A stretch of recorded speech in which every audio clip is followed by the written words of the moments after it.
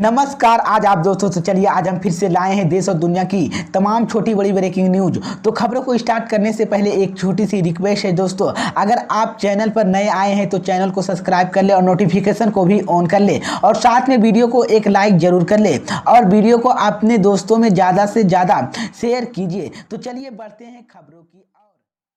इसी बीच पर दोस्तों अगली खबर की ओर चुकी कपिल सिब्बल ने मोदी पर बोला बड़ा हमला, कहा मोदी जी को आलोचना करने मैं नहीं बैठा हूं। जी हां दोस्तों, आपको बता दें ये बड़ी खबर सामने निकल कर आई दोस्तों कि नागरिकों के खिलाफ काम करने वाली सरकार के शासन में होने का आरोप लगाते हुए राज्यसभा सदस्य कपिल सिब्बल ने देश में मौजूदा अनियम से लड़ने के लिए शनिवार को एक नए मंच की घोषणा की है। साथ ही उन्होंने गैर भाजपा दलों की मुख्यमंत्री और नेताओं के सहित किसी से उनकी इस पहले के सहयोगी करने के लिए अपील की है। सिब्बल ने कहा कि वह 11 मार्च को जंतर मंतर पर इस पहल के संबंध में एक बैठक करेंगे और भारत के लिए एक नई दृष्टि पेश करेंगे।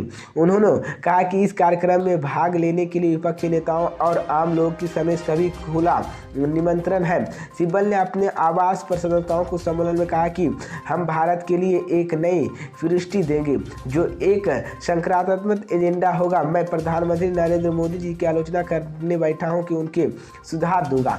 इस बीच सिब्बल ने दावा किया कि भारत में हर जगह के अन्य फैला है। उन्होंने दावा किया कि नागरिकों के संस्थाओं के पत्रकारों को शिक्षकों के मझेल एवं छोटे कारोबारियों के साथ न्याय किया जा रहा है।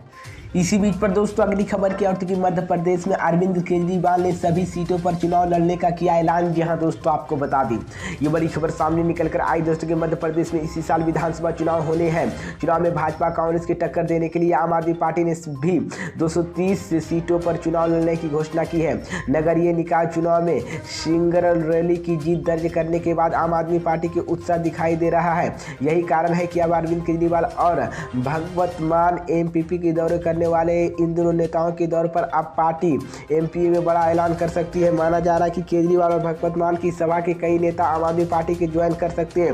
हालांकि अभी तक यह साफ नहीं हुआ कि कौन से नेता पार्टी ज्वाइन करेंगे। आम आदमी पार्टी के संयोजक दिल्ली के मुख्यमंत्री अरविंद केजरीवाल और पंजाब के मुख्यमंत्री भगवत मान के मध्य प्रदेश की राजधानी भोपाल आ रहे हैं और चुनाव में 8 महीने पहले ही दोनों ही नेताओं की यह पहली सभा होगी। 14 मार्च की सभा में दोनों नेताओं की दिल्ली और पंजाब में हो रहे विकास कार्यों की इलाके एमपीए दिखाएंगे। इसी बीच पर दोस्तों अगली खबर की ओर से कि नीतीश कुमार को लग सकता है बड़ा झटका। उपेंद्र कुशवाहा के बाद अब एक और जेडीयू नेता इस्तीफे की चर्चा में। जी हां दोस्तों, आपको बता दें ये बड़ी खबर सामने निकल कर आई दोस्तों कि जेडीयू के संसदीय बोर्ड के अध्यक्ष रहे उपेंद्र कुशवाहा ने जेडीयू छोड़कर सीएम नीतीश कुमार को बड़ा झटका दिया था। अब चर्चा में कि एक और नेता जेडीयू से इस्तीफा देने की वाला है। बिहार में आ रहा हुआ पूर्व सांसद मीना सिंह आज नीतीश कुमार के साथ छोड़ सकती है। आज शुक्रवार को उन्होंने भी मीना प्रेस कॉन्फ्रेंस में करी थी, लेकिन इस मेमोरिया होटल में 3 बजे पीसी करने जा रही थी। इससे पहले भी अटकलें तेज हो गई थी। बताया जा रहा है कि जेडीयू की नेता और पूर्व सांसद मीना सिंह आज जेडीयू छोड़ने की घोषणा कर सकती। इतना ही नहीं बल्कि यह भी कहा जा रहा है कि जेडीयू छोड़ने के बाद कुछ दिनों वो बीजेपी के साथ जा सकती है। और हाल ही में उपेंद्र कुशवाहा इस्तीफा देकर नीतीश कुमार से झटका दिया था। कुशवाहा ने साथ कई जेडीयू और कई नेताओं ने भी पार्टी छोड़ दी थी। उपेंद्र कुशवाहा ने अपनी नई पार्टी अब पूर्व सांसद मीना सिंह की चर्चा हो रही है। इसी बीच पर दोस्तों अगली खबर की ओर से कांग्रेस बसपा की अखिलेश यादव ने दिया नो एंट्री का सिग्नल। 2024 में सपा गठबंधन पर कही बड़ी बात। जी हां दोस्तों, आपको बता दें ये बड़ी खबर सामने निकल कर आई दोस्तों कि समाजवादी पार्टी के कांग्रेस और बीएसपी के लोकसभा चुनाव में 2024 में भाव नहीं देने का मन लिया है। इस बात का इशारा खुद अखिलेश यादव ने दिया। आजमगढ़ में एक निजी कार्यक्रम की शिरकत करने पर अखिलेश यादव ने कहा कि 2024 में हम अपनी ताकत दिखा देंगे कि हमारा गठबंधन 80 के 80 सीटों पर चुनाव लड़ेगा। उन्होंने कहा कि बीजेपी सभी मैनपुरी की हार के आकलन नहीं कर पाई है। इतनी बुरी हार कैसे हो गई है। बीजेपी के पास महंगाई बेरोजगारी का जवाब नहीं है। किसानों का आय दुगनी करने की सवाल भी जवाब पास नहीं है। 2019 के लोकसभा चुनाव में भाजपा के राज्य 64 सीटों पर जीत हासिल की थी, जबकि 16 सीटों पर भाजपा शिकस्त हार का सामना करना पड़ा था। इस बीच में आपको बता दें कि उन्होंने वहां पर बहुजन समाजवादी पार्टी के 5 सीटों पर समाजवादी पार्टी एसपी की जीत हासिल की थी। वहीं एक सीट कांग्रेस की खाता में भी गई थी। इसलिए लेकिन इस बार अखिलेश यादव ने 80 में से 80 सीटों पर खुद ही चुनाव लड़ने का ऐलान कर लिया है।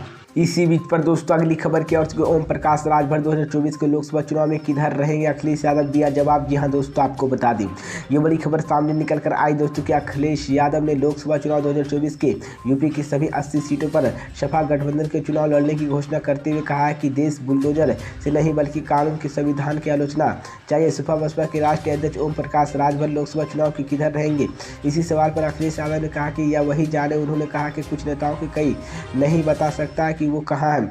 समाजवादी पार्टी ने 2022 के विधानसभा चुनाव के राष्ट्रीय लोकदल, सुहेंद्र भारतीय समाजवादी पार्टी के सुबह महान दल, अपना दल, कामयाबी जनवादी पार्टी के आदि गठबंधन से चुनाव लड़ा था, जिसमें सुबह बसपा और महान दल के साथ सपा गठबंधन टूट चुका है। लेकिन अगले साल होने वाले लोकसभा चुनाव की तैयारी के संबंध पूछे जाने पर अखिलेश यादव ने कहा कि समाजवादी पार्टी का गठबंधन प्रदेश की सभी 80 सीटों पर चुनाव लड़ेगा।